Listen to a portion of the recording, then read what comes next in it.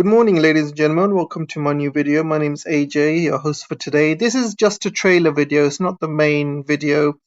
And I just wanted to take this opportunity to let you know my name has been added on various NGO sites. And the latest one is this one. It's coming from NATO. And they've targeted my channel. And also because of this, YouTube have stopped paying me for the last couple of months as well. So just wanted to say that you guys are following the right channel. Carry on supporting and doing what you can to, help with the algorithm. And if you can support the channel, it'd be greatly appreciated. You can join my Patreons or locals, or you can just buy me a coffee. You guys are doing the right thing by following this channel, and everyone that's been supporting me so far, I really, really appreciate it. And carry on with your support, guys. It's really important. Channels like myself continue to spread the truth. These guys are really scared of us, and we must not let them win. Proud of the quality, balanced journalism that CBS 4 News produces. But irresponsible, one-sided news stories plaguing our country. The sharing of biased and false news has become all too common. Unfortunately, some members of the media use their platforms to push their own personal bias and agenda to control exactly what people think. This is extremely dangerous to our democracy. This is extremely dangerous to our democracy. This is extremely dangerous to our democracy. And this is extremely dangerous to our democracy.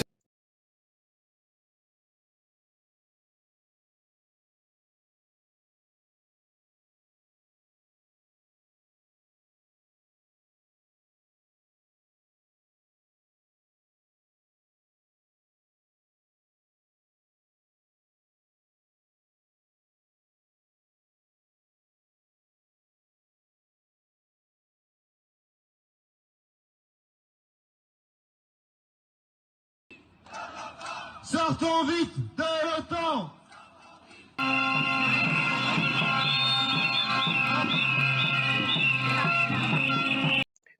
Good morning, ladies and gentlemen. Welcome to my new video. As you can see, there's a lot of protests happening around the world. The French are protesting to get out of NATO. They're also protesting about the cost of living, the high energy prices. The Germans are also protesting as well. They're protesting to get rid of the sanctions, and you can see Iranians protesting in London. When you look at newspaper articles, you always see the West really instigating Iranian violence and protests all over the world, and they love to kind of stir up trouble all the way in Iran. Any Iranians, stand up to the government violently, they cheer it on. But what they don't tell you is these Iranians are doing violent protests in London, and they're not going to cover any of it. Because what they want is these violent protests to happen, across the shore in other countries, but they can't take it when it happens in their own backyard. And you can see from that clip that Iranian mob was in London, and there's quite a few of them around London causing a lot of trouble and causing a lot of mayhem, but they're not going to cover any of that because it doesn't go with the narrative. Again, I had to really look for these French protest articles in Western papers, even German protests. I can't find it. I had to really struggle to find this one. If you go to any normal channel, BBC, CNN, any mainstream media article, you're not going to find that. They're not going to mention anything about that. You just have to really search hard in Google to find something like this. And it just shows they are very biased in their reporting. They'll only report what goes along with the narrative. They're not going to report anything that goes against the narrative. And it's always been like that. And these narratives are so clear, especially when it comes to the Crimean Bridge attack. And you can see here, Daily Mail. This is Daily Mail, British paper. Massive explosion destroys the only bridge between Russia and Crimea. Happy birthday, Vlad. So can you see what the problem is here? Massive explosion. I'll give you an alternative headline, shall I? Alternative headline should be terrorist attack in the Crimean Bridge suicide bomber kills himself and 3 other people. That's the correct heading. So can you see how they try and spin this? If this was the other way around, if this was something that Russia did to Ukraine, you would have seen what they would have done. They would have said, oh, this is genocide, and you've seen what they've done to Bucha, mass genocide. Vladimir Putin needs to be tried for war crimes. And when the heat is on the other side, they say it's a massive explosion. Can you see how these dumb Western reporters and Western media are spinning this? 20 years they fought a war against terror. They went to Afghanistan, they went to Iraq, killed million people. God knows how many people they've injured, God knows how many people they've displaced. Absolutely unbelievable. 20 years they spent on war on terror. And still, now they are celebrating terrorism in Russian soil. It's not just the Western media celebrating this, by the way. I've been to Twitter, and I can't show you this, but if you go to, if you type in Crimean Bridge attack or Crimean Bridge, just put Crimean Bridge, you will see so many Ukrainians, so many people around the West just celebrating the fact that this terrorism attack occurred on the bridge. Actively celebrating. And you can see how this media article is celebrating. Happy birthday, Vlad. Can you see how twisted the world has become? 20 years ago, terrorism was the biggest threat to the world, not just to one nation, but to the world. And the whole world united was fighting against terrorism. And now they're celebrating terrorism.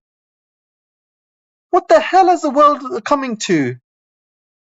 Or shall I say the collective West is coming to? This is absolutely shameful. Absolutely shameful. There is no excuse to be celebrating these acts of terrorism. I mean, the guy blew himself up. Can you imagine if, can you imagine a white person going around blowing himself up as a suicide bomber? This is stuff that the West has been blaming Muslims for all of these years. They have been calling Muslims uncivilized. They have been calling Muslims, stupid for blowing themselves up. And now, white people are doing it. White Ukrainians. They're not Muslim. What the hell is the world coming to? What's going on here? What is the hell is going on? So let's move on to Elon Musk now. So Elon Musk has been sending his Starlink satellite and giving these access to the Ukrainian troops because Russia had shut down the internet in Ukraine. So basically, Ukraine cannot use internet or any navigation to attack Russian troops. Then Elon Musk comes along and he offers Starlink satellites to Ukrainian troops. And the Ukrainian military is now using Starlink satellite access for navigation and data gathering and intelligence, and also to target Russian troops and kill Russian troops. So this is what Elon Musk has been doing. So recently there's been some problems with Starlink outages. And I'm going to be explaining who was kind of behind it and why this is happening. Before I go any further, I want to kind of also talk about Elon Musk. Suddenly comes out with, a peace plan between Ukraine and Russia. He also is coming up with a peace plan between China and Taiwan. His peace plan between Russia and Ukraine obviously hasn't impressed any Ukrainian people. He's asking Ukraine to kind of negotiate with Russia and give up the land. So Ukraine is obviously not happy with that. And again, with Taiwan, he's asking them to allow China to administer Taiwan in some capacity as well. And so Taiwanese are not very happy with that. So why is he suddenly coming up with all of these statements? So on one hand, he's providing access to Ukrainian troops to kill Russian troops. And the next thing is offering these internets trolls basically asking for a peace plan and stuff. So what gives? Why is he doing one thing and saying another? Also, Elon Musk is causing trouble in Iran as well. He's activated Starlink in Iran as the government shut down the internet protests. So again, Elon Musk is causing trouble all over the world. So why is he suddenly coming up with all these statements? So I'll tell you why. It's down to China. So currently, Musk says Beijing has made it clear of its disapproval of his recent rollout of Starlink, SpaceX satellites communications, and also Beijing doesn't want him to sell Starlink in China. So China is basically spooking him. And as you know, Tesla has got a big factory in China. In fact, one factory in Shanghai, and they're already building another gigafactory as well in China as well. So two massive gigafactories. They make a huge profit in China selling Teslas. The market in Tesla is doing really well. And the last thing Elon Musk wants is to be kicked out of China because of Starlink. And let me tell you about Starlink. This guy is using it for military means. This is not peaceful satellite. When you start using these satellites in a place of war between Ukraine and Russia, where Ukrainians are actively using these satellites to kill Russian troops, then you are not using it for peaceful means. You are using it for military. You are using it to kill troops and kill people. Same thing's happening in Iran. You've seen how these violent protests are going on in Iran. He's allowing these satellite links in Iran so these violent protesters can organize more protests and cause more mayhem and destruction. So this guy is getting involved in the world geopolitics events. His Starlink satellites are not just for peaceful purposes. They're used during war, they're used during conflicts, and they're used for rile up people for protests and riots, color revolutions, coups. So these satellites are extremely dangerous, and no wonder China is disapproving of Elon Musk's actions. I'm pretty sure that China will not want these satellites anywhere near China because this is what's going to happen. They feel that if there is a war between China and Taiwan, or if there's a war in the Taiwanese Strait between China and the West, Elon Musk will get his satellites activated again and use them against China at some point. There is no way China will allow that. And Elon Musk knows this, and to make amends, I believe, he knows he screwed up.